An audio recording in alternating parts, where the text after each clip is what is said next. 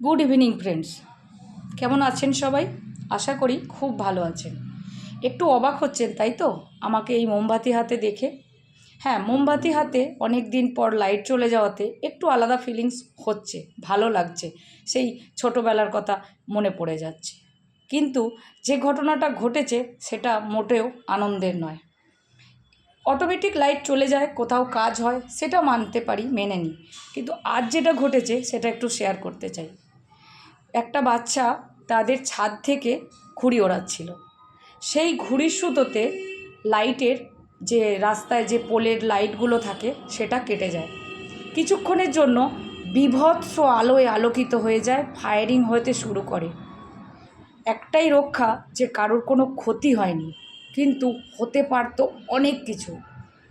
আমি আজকে নিজে সম্মুখীন হয়ে দেখেছি ঘটনাটা, তাই আমি সবাইকে সতর্ক করতে চাই, যারা ঘুড়ি ওড়ান অবশ্যই ঘুড়ি ওড়াবেন। কিন্তু আগেও একটা ঘুড়ি নিয়ে আমার কাছে খুব খারাপ একটা আমার জানা আছে একটা ঘটনা, খুবই খারাপ। একজনের গলা কেটে গেছিলো, কিন্তু সেটা সেলাই করার পর উনি আবার একটা সুস্থ জীবন ফিরে পান।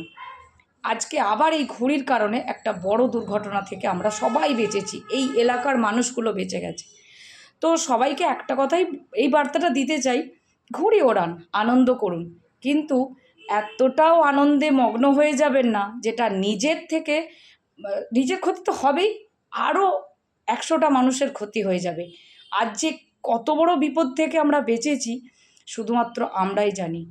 তা লাইট হাতে যতই ভালো লাগুক, মোমবাতি বেশ, ওয়েদারটাও ভালো, খুব একটা গরম নেই, ভালো লাগছে মোমবাতি জেলে অনেক দিন পর বসে থাকতে। কিন্তু ঘটনাটা যখন বারবার মনে পড়ছে না, মানে জাস্ট আতঙ্কে উঠছে। আমি তো 40-45 মিনিট কাঁপছিলাম, আমি নয়, আমাদের আশেপাশে যারা আছেন সবাইকারই একই অবস্থা হয়েছিল।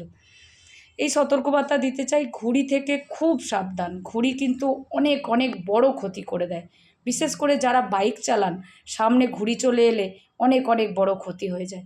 ঘুড়িটা ওড়ান, কিন্তু একটু লোকাকৃত জায়গা থেকে দূরে। সবাই ভালো থাকবেন, সুস্থ থাকবেন।